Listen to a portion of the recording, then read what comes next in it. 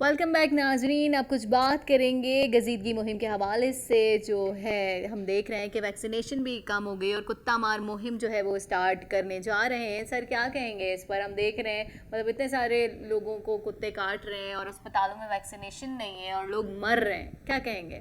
حکومت کی نااہلی ہے، اداروں کی نااہلی ہے؟ بالکل بالکل، اس میں تو کوئی شک ہی نہیں ہونا چاہیے نا. دیکھیں اس کمرے میں بھی ہوا ہے، اگر آپ نہیں ہیں تو کوئی ہے اس کے اندر.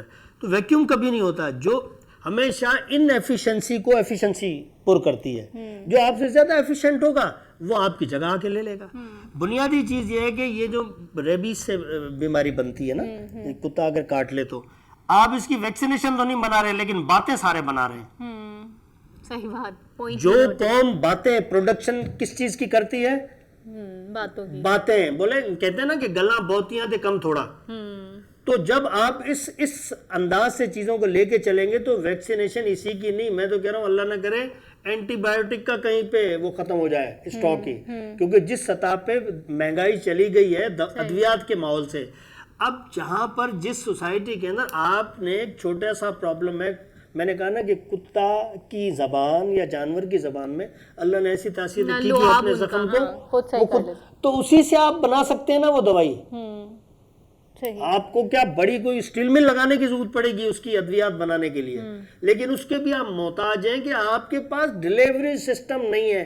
دوائیں آپ نہیں پہنچا سکتے، پانی آپ نہیں پہنچا سکتے، لوگوں کو مریضوں کو آپ اسپتال تک نہیں پہنچا سکتے. سسٹم نہیں ہے. یعنی آپ کا اسٹرکچر پورا میں کہہ رہا ہوں انتہائی ادب کے ساتھ تباہ ہو چکا ہے. جب تک قومی شعور کے ساتھ آگے نہیں بڑھیں گے یہ ہمیں کتے ہی کاٹتے رہیں گے. بنیادی پرابلم میں نے کہا نا کہ ہے کیا؟ ڈیلیوری سسٹم کا ہے. جب ایک مریض اسپتال میں پہنچنے سے پہلے ہی دم توڑ جاتا ہے، کس وجہ سے؟ کہ جی بلڈ سرکولیشن اس کی بند ہو گئی. اگر فوری طور پہ اسے بلڈ ایکسیڈنٹ میں کیا ہوتا ہے؟ بلڈ ضائع ہوتا ہے. اسی طریقے سے اس کتے کو جس نے بیچارے کو کتے کو کاٹا ہے، کتے نے کاٹا ہے جسے، اس آدمی کو ضرور دوا نہیں ملی نا. ریزن کیا بنا؟ جب آپ کاز آف ڈیتھ میں جائیں گے تو بھئی اس کی کاز آف ڈیتھ کیا بنی؟ یہ نہیں وہ بنے گی کہ کتے نے کاٹا تھا. آپ کو کاز آف ڈیتھ میں یہ لکھنا پڑے گا کہ ادویات کی شارٹیج کی وجہ سے کتے کے کاٹنے سے یہ شخص مر گیا. یعنی اگر اسے پراپر ٹریٹمنٹ مل جاتا تو اگر ہم لوگوں کو زندہ رکھنے کے قابل نہیں ہیں تو ہم ہماری سوسائٹی کو پروگریس یا پراسپریٹی کیا دیں گے؟ سب سے بڑا سوال ہمارا یہ ہونا چاہیے سب کے ساتھ.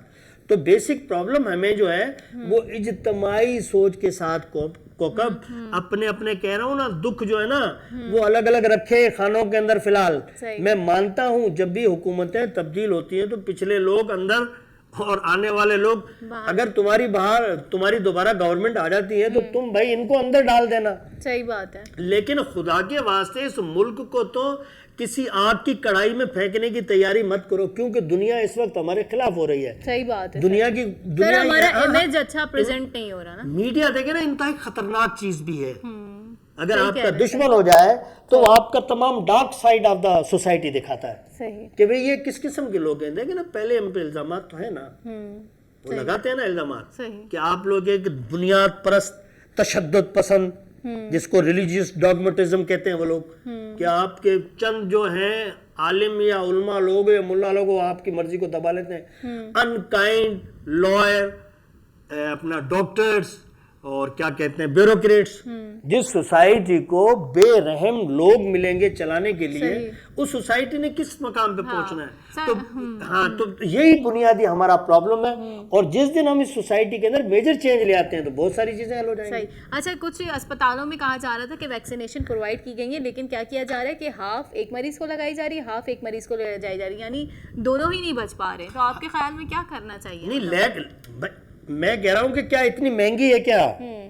یہ تو پرائیویٹ بھی آپ دے دیں. ایک امپورٹنٹ دوا ہو گئی ہے نا. اب آپ کو پتا ہے کہ اس طرح سے یہ مسائل سامنے آ رہے ہیں تو اسپتالوں میں تو پرووائڈ کر دینی چاہیے. کبھی بھی کچھ بھی کوئی انسیڈنٹ ہو سکتا ہے. میں سر ولیم بیوریج کی مثال عموماً دیتا ہوں کہ اس نے پلان دے دیا، یعنی زندہ رہنے کا قوموں کو، کہ بھئی جنگوں کے بعد کیسے دوبارہ کھڑی ہوتی ہیں. میں کہتا ہوں کسی پولیٹیشن نے اس کو پڑھا ہے اس کے پلان کو پڑھا ہے کہ ریسکیو پلان اس کا کیا تھا.